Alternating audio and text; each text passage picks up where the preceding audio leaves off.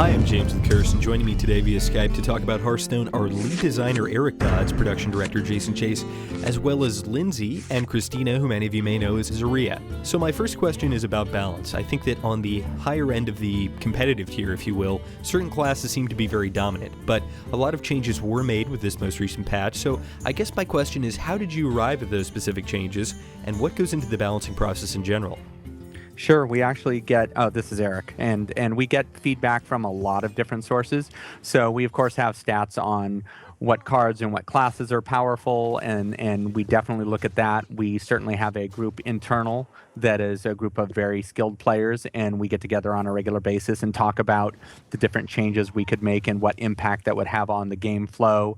We certainly look at the community and see what the community is saying and what cards they feel is stronger or weaker. And I talked to a bunch of people that maybe aren't also the top end players, because one of the things that we take into consideration when we're balancing is not only the mechanical balance, like this card at the top end wins 57% of the time or whatever it is, but we also take into account, wow, it feels really crummy when a person, for instance, plays 2 head cracks on me every turn. And so we made the change to increase the cost of head crack, and that was not as much a balance change. It was actually more of an emotional, boy, it feels terrible to have this done. We want to move a little bit away from that. So we take both of those things into consideration. And once we have all the information for all of the different groups, the balance group gets together, we talk about the changes and talk about it some more, and then we go, okay, we think that these changes are going to get us to the right place as far as balance between the classes and balance between the cards. So I'm definitely a social gamer. I play games, do interact with friends, and I know you've been working on the friend chat system and you've done a lot of polish there. However, on the flip side of that, there's the emote system. Instead of being able to chat with an opponent directly, you're given a set number of admittedly hilarious emotes. But can you explain the philosophy behind the emote system and just shed some light on why the opponent chat isn't really something you're interested in doing? Absolutely. So one of the, I could almost say that it's one of the key things of the game, maybe the top 3 or something like that, is to make this game a game for everybody, a game that you can just jump right into and be having fun in the first 5 minutes, and to make it a game that people who in the past haven't necessarily been excited about collectible card games, have them say, wow, I didn't expect to think CCGs are cool, but this is awesome. And one of the important things to do is to make sure that you're not having those negative experiences online, because of course we all know that when you go into an online space, you sometimes have some great experiences, but you sometimes can get some very negative curse-filled experiences, for instance. And we just want to make sure that as a player, you have this experience that is super fun when you go online. It's not heavy. You're not going to feel bad about it later. And the great thing about the emotes is with the emotes, you can definitely communicate with your opponent. In fact, you can even be mean to your opponent if you want, just sort of in a friendly way. And so our goal is just to make it an experience where I'm there, I'm with another player, I'm communicating, but those really negative experiences are just not going to be happening. And in a lot of ways, it's nice because it also makes it a much more lightweight and quick experience. You're not having this long, drawn-out chat. You're just like, hey, threaten you, you destroyed my card, or, oh, that was an awesome play, well played, or etc. You can have this very quick and easy to bounce back and forth social experience. So in the same vein, TCGs are very social games, and I can see why you'd want to avoid some of the potentially toxic scenarios there. But it's a double-edged sword, and the same thing goes for excluding trading. I can see why it was done. I think it was a very smart decision for the design goals of the game, but even with these smart decisions, there's always still consequences on the other side. So how do you see Hearthstone stacking up to the competition in terms of the social experience within the game? So it's very important to us that there's a strong social component to Hearthstone, but the key thing there is kind of what you've already hinted at, is that the way that we implement those features needs to absolutely feel consistent with the values of the game. So when we do go about implementing a social feature, we need to make sure that first and foremost, it's promoting the accessibility, it's promoting the idea that anybody can play this. It's something that no matter what your background is, you feel like you can jump in and have a really good experience. And there are, as you sort of mentioned, competitors, there's a ton of ones out there that have different philosophies there. And, for us, the important thing there is that this is a safe environment and you can kind of get in and have a good time. Now, that said, there's probably other ways and we have some ideas about ways that we can continue to expand the social experience. We've already started putting together our roadmap for the next year where we can find ways to continue to give you ways to engage with your friends, have more potentially cooperative opportunities, and what those will look like, we'll have more information on in the months to come.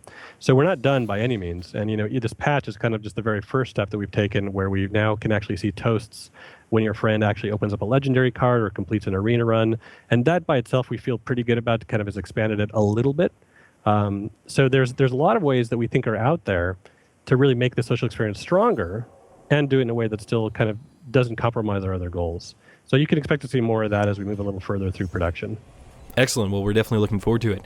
So I play a lot of ranked, and as soon as I got into the beta, I jumped right in and shot up way farther than I thought I was going to get. I capped out at around 2-star master and got the 100 wins achievement in the same game, and it felt really awesome. So I went to brag to my friends, but there seemed to be a lot of controversy within my circle of friends about how the rank system worked, whether it was based on cumulative wins or an elo. So I was wondering if you could shed some light and clarify how the ranked system differs from unranked. So the way the rank system worked is it is based on the back end on your internal rating that you have, and to a lesser extent on the number of games you played, just to make sure you don't go straight to a high rank, instantly. So as my ranking gets higher and higher, I'm going to move through the rankings, and sounds like you're an awesome player if you got to 2-star master, because it's actually a pretty small percentage of our player base that gets that far. So that is fantastic. All of that being said, the way the ranking system works right now is not something that we're entirely satisfied with.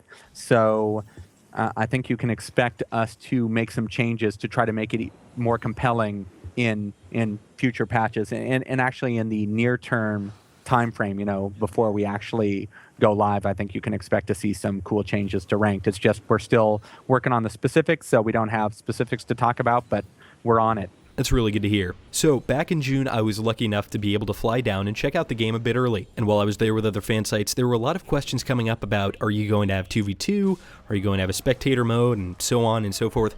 And the definitive answer from you guys seemed to be that whatever the community wanted was what you were interested in delivering. And now that the game's been in closed beta for a while, what do you think the community wants the most? And how are you planning to execute on that? Well, I think it's going to be an ongoing thing, right? I mean, there's always going to be new desires and new things coming out. So what I can say that we've seen so far is one of the things that's, was a kind of a pleasant surprise for us is to see how quickly people got excited about watching Hearthstone on streams and actually seeing some of the more competitive aspects of Hearthstone. So, very quickly, as the beta came out, there was a lot of interest and a lot of desire to watch fairly high-level play. So, we mentioned, and you mentioned as well in the past that, what about esports? Do we feel like that's a direction? So we've seen in the initial beginnings of a lot of interest there from the community on that. So we have started looking at features along the lines of that we'd like to build into our roadmap in the upcoming months. Social, we've been talking a lot about. We've got a lot of feedback on that. So we're looking at expanding that in the not too distant future. And then there's other types of content, other game modes, like you mentioned as well, that, we're starting to discuss on the team internally to see how we can build in a way that is, again, consistent with the modes we've got, and at the same time is something that we can release fairly quickly, because we do want to have pretty frequent updates for you guys and for the players to be checking out, so we're not having to wait very long periods of time between our patches. Yeah, there was definitely feedback we were getting a lot on Hearthstone was, where's the patch? But I think that Eric mentioned that when you're balancing, the longer you wait, the more data you have to work with. So I love the arena. I absolutely adore it. I used to do a lot of drafting in other TCGs, and I think that the building a deck on the fly mechanic challenges you in ways that conventional play and sort of net decking doesn't. And I guess my point here is that I enjoy it so much that I almost want to play it exclusively, but that can be pretty difficult when I need to either spend gold or pay money to gain entry every time. And I know if you're successful enough, you can recoup gold, but are there any signs of a free arena on the horizon? No, it's a great question, and it's something that we've been hearing a lot from the community and something that we're talking about internally. I can tell you where we started, which was philosophically, we wanted the arena to be a very exciting mode where there was a little bit of some stakes on the line. Almost we think about a game where you've invested, and so it kind of makes you think a little differently about your drafting. I mean, one of the dangers of having a kind of free arena is that your card choices and what you make your deck may not be as meaningful if you can just retire it again and start over, and you keep on drafting your cards every time until you get a deck you're happy with, and that just changes what the game is. So I think that there are ways out there where we could probably reach some of the goals you're talking about, but we definitely want to make sure that we don't lose the essence of what makes the arena kind of fun and compelling at the same time. So we hear the feedback, and it's something we're spending a lot of time talking about internally. But what I can say is for right now, for the transition out of beta to the actual release date of the game, it's not something we currently have in our scope to fundamentally redesign how the arena actually works. So the final question I have is, how do you think Hearthstone has been received, and has it met your expectations or perhaps exceeded them? And I know it's only closed beta, but a ton of people have been watching gameplay on streams, and there's been a lot of really popular video content. So how do you think it was received, and how do you think it will be received when it officially launches? So we've been honestly blown away by the response. We'd spent some time, obviously with the announcement at PAX East, just trying to get everybody on board with what we're trying to do and what the goals are. And we didn't really know exactly which way it was going to grow once we actually made it to beta. And one of the things that has really been important to us is that, we had a game that, could be exciting to players who are familiar with the Warcraft universe. And so that's actually been a lot of our time has been going into that. And we've also been really trying to work to make a game that, is appealing to collectible card game players, people who've been in this genre for a while, and they could get excited about it. At the same time, we feel like Hearthstone has a lot of potential for a more casual audience, for the guys who've never played it before. And so we were kind of looking at all three of those audiences as part of the launch of the beta, and we've been super excited by the fact that from all three, we've got very, very positive response from the folks who've been playing CCGs for years in the past, such as yourself. We've got a lot of feedback that it has depth, and they've been excited for it. From people who are coming from just playing, WoW and have experience with their since the very beginning days of WoW. That has a lot of connections back to the classes they love and kind of brings back their nostalgic feelings for the game, and that's been great. And then similarly, we've gotten feedback from the casual audience that is new to both of those things. I've never played a collectible card game or a Blizzard game even before, and it's felt like this is the first time that there's been a game that's that accessible they can just jump in 5 minutes and really have a great time with. So in that sense, it's gone beyond our expectations in terms of the response, and we're really excited to keep moving forward from here. Great, that's excellent. Well, Silent Christina, Lindsay, Jason, and Eric, thank you very much for joining me. We're all looking forward to seeing what you do with the game in the future, and we're all big fans, so thanks again. Thank you very much. Yep, thanks a lot. This has been great. Thank you very much, James. I stole Lindsay's bike.